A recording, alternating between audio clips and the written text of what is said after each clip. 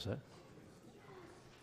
Hi, good evening. My name is Ken Poyson. I'm 6th District Councilman and Council Chairman Pro Tem, and Jim Connor, Council Chairman, is out of state, so I'll be running tonight's public hearing and Town Council meeting. I'd like to open up the public forum of tonight's meeting at 6:47 p.m. Our first speaker is Brooke Myron, and when all speakers come up, please say your name and address for the record. And according to council rules, everybody has 3 minutes to speak. Thank you. Our first speaker, Brooke Myron. Hello, good evening. My name is Brooke Myron. I live at 125 Ferry Boulevard here in town. I am here tonight to talk to you about the Board of Ed discussion about redistricting school lines. I know that it's been brought to my attention that it's a Board of Ed issue, not a Town Council issue, but I sort of feel like it's a little intertwined here. So about a week ago, we met with a group of 50 parents behind the library, had a great discussion about our concerns, and a few nights later, we met with an additional 70 parents in the school to talk about our concerns and suggestions. We are very concerned with the emotional issues that could arise from taking students out of classrooms that they've been in for years. We also can cite that there are significant studies about test scores being lowered. We find that there's a lot of back and forth. We emailed our town council members. Thank you so much for those who've responded, as well as our Board of Ed members. Our Board of Ed members have referred us to our state representatives, and some of our town council members have referred us to our Board of Ed members. So it's this kind of back and forth vicious cycle that we're really hoping this year seems to work itself out. We feel that there's a lot of opportunities for the town council and the Board of Ed to work together to find savings and efficiencies. We were upset to find out that there was never a full operational audit at the Board of Education. We know that there are 2 that have been done annually. It doesn't really seem to go in as depth of detail as they're looking for. Are we using everything efficiently? All the funds, are they being allocated to the proper programs? When the redistricting about transportation came up, they mentioned that it was low-hanging fruit, and anybody who has a kid here knows that they don't really like to have their kid referred to as low-hanging fruit. It seemed like an easy grab to go to transportation first without really making an in-depth study. The mayor was kind enough to speak with us, as well as several council members at the last Board of Ed meeting, and asked us to put together a list of our top concerns. And, well, we have 20, and emailed a 6-page document to her today for her review, as well as the superintendent. We have currently 110 people who have signed on and agreed to this document from 2 o'clock this afternoon. It was a quick turnaround, but we wanted to see how much parent support we had. This not only parents that have signed from Stratford Academy, but parents that have signed from other schools as well. We feel like this is a townwide issue. I know that it's been billed as a way to make Stratford Academy a neighborhood school. If you set my time? Oh, thank you so much. We feel that if we had a chance to speak with you guys and give your point of view and suggestions, that you might be able to have a better understanding where we're coming from. Wednesday at 7 o'clock at the Baldwin Center, we are meeting with the mayor, and we hope that you all can attend too. Thank you. Thank you.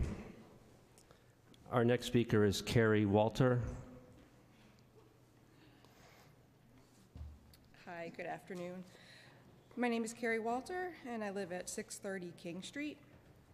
I know it's been said in the past, and just 2 minutes ago, that we need an audit, an operational audit.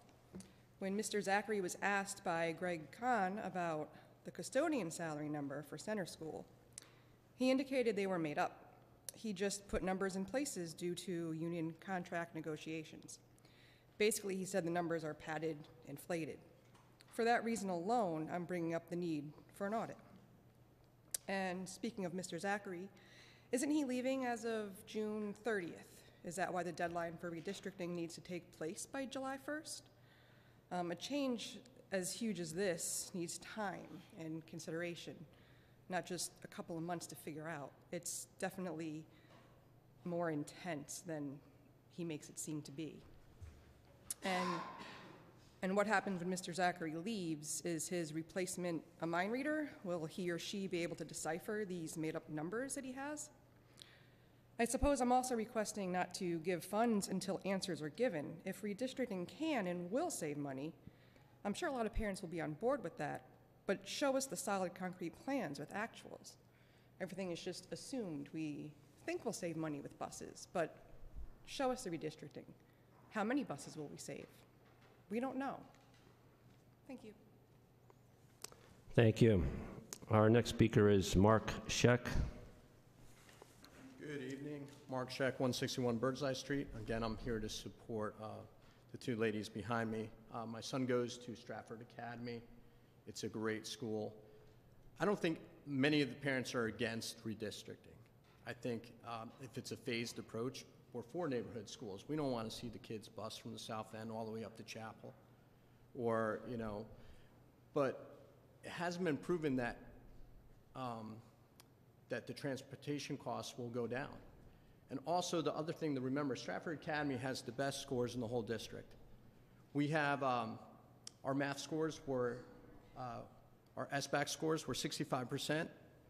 Sounds like a failing grade to me, but actually in Stratford, that's the highest scores out of all the elementary schools. I would be inclined to look at that also when the redistricting happens, but we need an audit. Every time we bring up a line item, custodian here that's at Center School for $70,000, custodian over at Victoria Soto that's making $105,000 per line item, and then when you ask about it, Clarence says, well, I padded the numbers. Some of you know me. I'm a businessman. If you do that in a public company and you're caught, you go to jail. We need to have a real audit, an operational audit, not even saying a forensic audit, but an operational audit. Do we know where our money is going? You know, being a conservative Republican, I like to know where my money goes. I like to know how my money's spent. And I think we could provide a great education for all our kids in Stratford, but we're not doing that right now. And I think if you keep the BOE on a short leash, we could fix things. Thank you very much. Thank you. We have a lot of time between now and the council meeting. Therefore, is there anybody that arrived late that would like to speak? You can, in the order that you were here first, please, you can approach the microphone. And just state your name and address.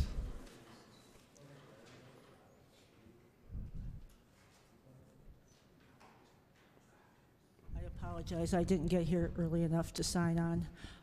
My name is Gerald Gray. I am from 29 Shoreline Drive here in Stratford. Right, Gerald, just in case you missed it before, we're still sticking with the 3 minutes. Okay.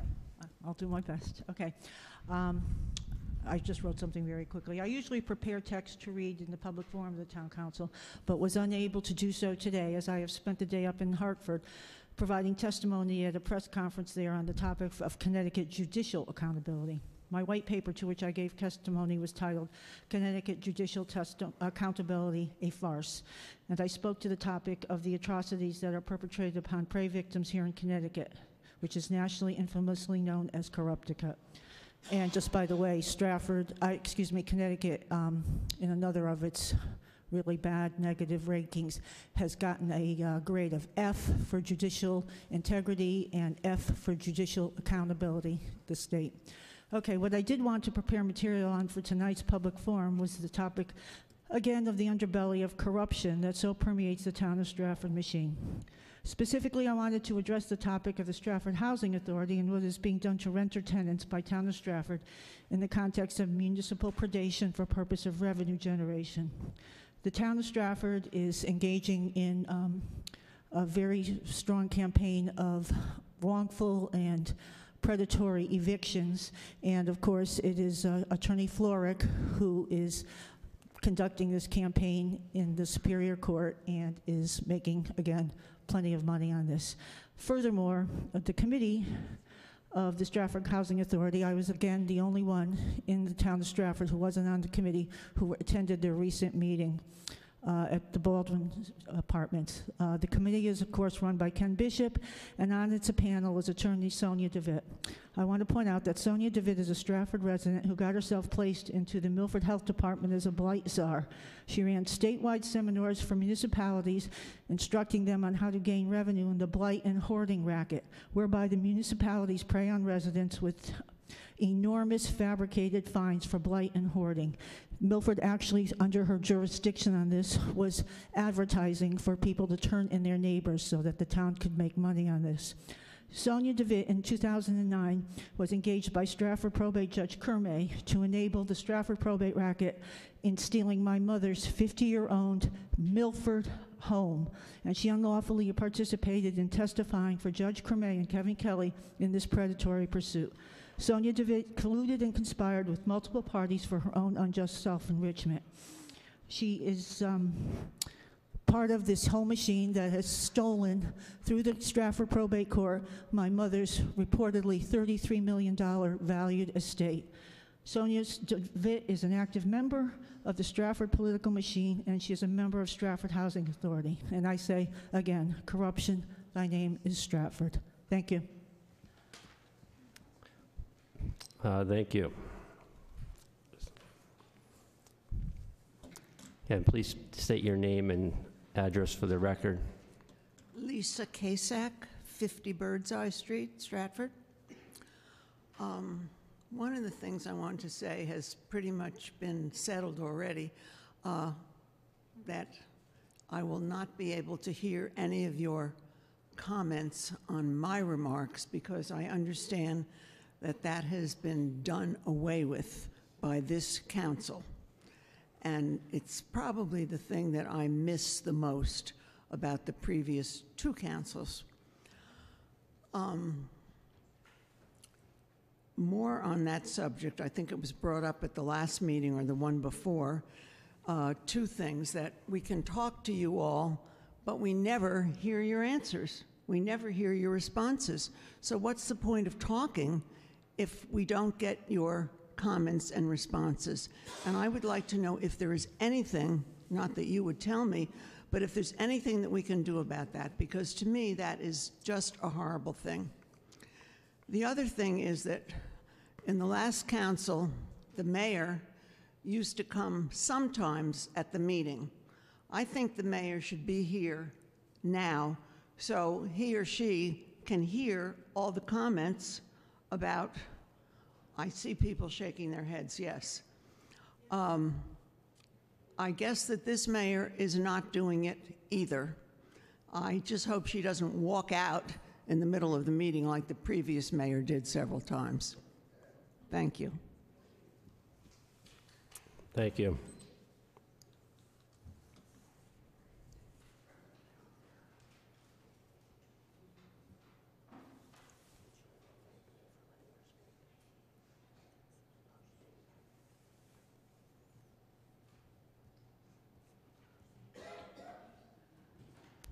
Good evening, council members.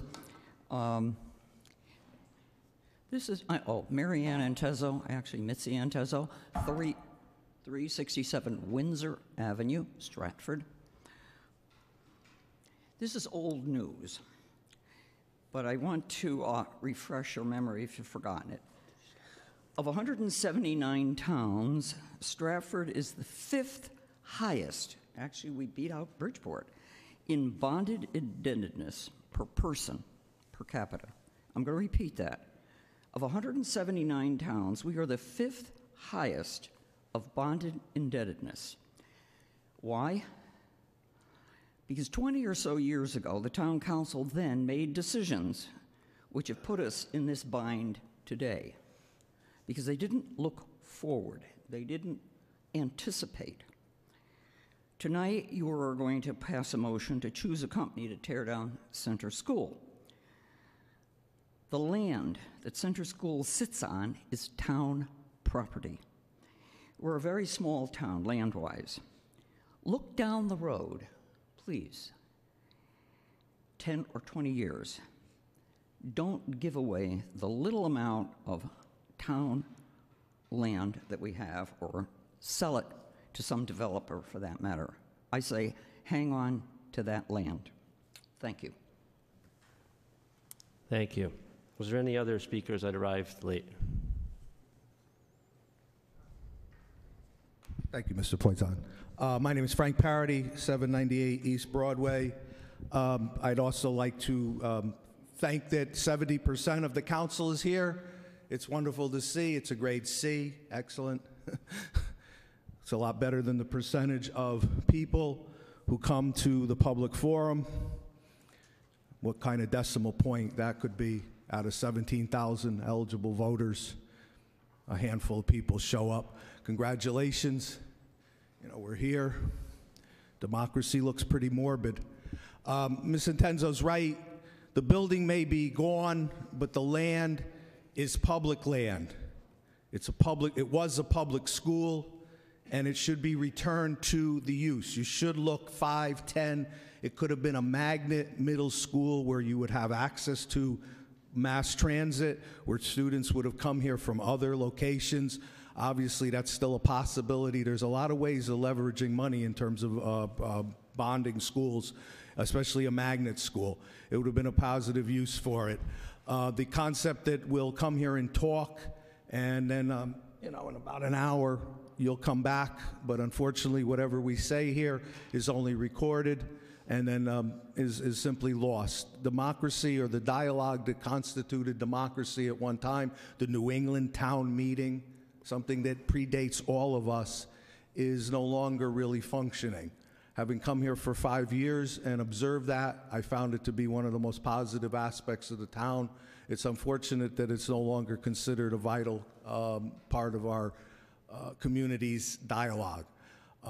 Hopefully people come here for a positive purpose. Some people come here again that they're unclear about the separation, you know, that there are different branches of government, and what the judicial branch doesn't necessarily concern the legislative branch. When I talked about this last month, I misspoke. I wish you all luck. Good luck with the future. Thank you for your time. Thank you. The public forum is now closed at 7:05 p.m. The town council meeting will start promptly at 8 p.m.